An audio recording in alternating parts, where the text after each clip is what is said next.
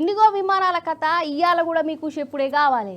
అసలు జరసేపు మనం ఎక్కవలసిన bus late అయితే గులుగుతాం, తిట్టుకుంటాం, తనలాడతాం. అసంటిదోలా గంటలు గంటలు కాదు రోజుల కమానం ఎక్కవలసిన విమానం కదలకుంటే ఇంకెట్లుండాలి. అసలు విమానం అంటేనే జల్దీ పోవాలని, అర్జెంట్ పనులు చూసుకోవాలని ఎక్కుతారు. అసంటిది ఇండిగో విమానం ఇండిగో నాటుగో విమానం లెక్క మార్చిపడేసింది. అగో ఎయిర్పోర్ట్లలో చూడురి ఎట్లా నడుస్తుందో కథ. ఫస్ట్ అయితే ఇటు నజరేయుర్రి.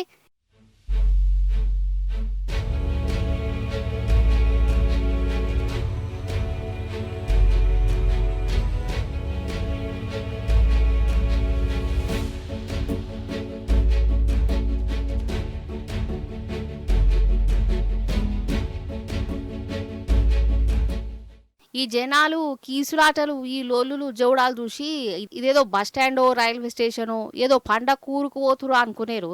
బస్ స్టాండో రైల్వే స్టేషనో కాదు, ఎయిర్పోర్టే. అరే అవ్వటే ఇప్పుడు మన శంషాబాద్తో సహా దేశంలో ఉన్న ఎయిర్పోర్ట్లన్నీ ఇగో గిట్లా చేపల మార్కెట్ల లెక్క మారిపోయిన లొల్లులు జౌడాలు కండ్ల పొంట నీళ్లు పెట్టుకునుడు, ధర్నాలు చేసుడు, బాధలు చెప్పుకునుడు, తిట్టుకునుడు, శాపాలు పెట్టుకునుడు, ఇగో గివన్నీ నడుతాన్ని ఇండిగో విమానాల కంపెనీ చేసిన ఘనకార్యం చేయవట్. అసలు ఇండిగో విమానాలు ఇక ఎగురుతాయా ఎగరయా, మమ్మల్ని తోలుకపోయేది ఉన్నదా లేదా, గవి కూడా చక్కగా చెప్తలేరటనులా.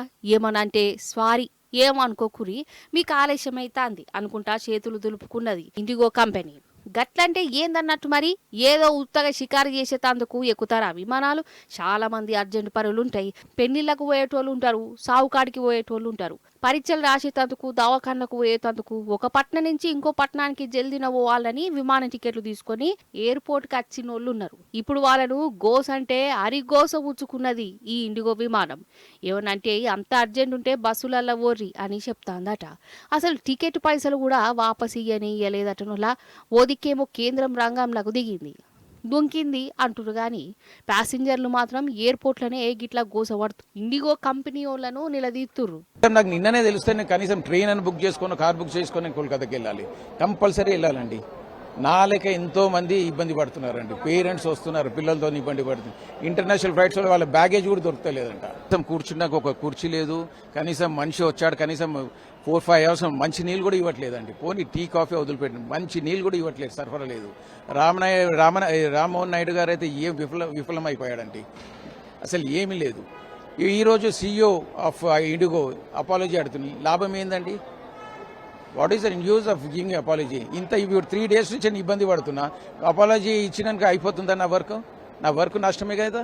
ఇక్కడ చాలా మంది టైం వేస్ట్ అవుతుంది. మేమందరం ఫారెన్ వెళ్తున్నామని చెప్పి, సిడ్నీ వెళ్తున్నామని చెప్పి మా ఫ్యామిలీలో అందరూ వచ్చారు 4 రోజుల నుంచి.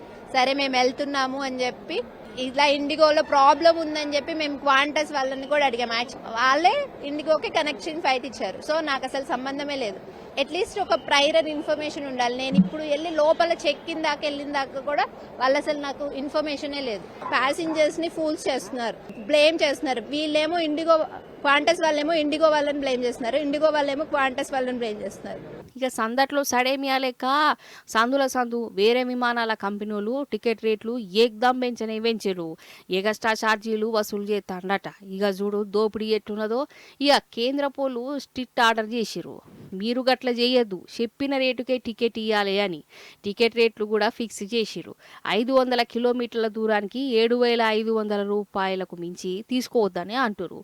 ఏందో ఏమో నాకైతే పాపం ఈ ప్యాసింజర్లను చూస్తుంటే బాధ అనిపిస్తున్నదోలా. విమానం ఎక్కుతానం, విమానంలో పోతున్నాం అనుకుంటా ముల్లెల మూటలు చదువుకొని ఎయిర్పోర్ట్కి వస్తే ఇగో గీ కథాయే.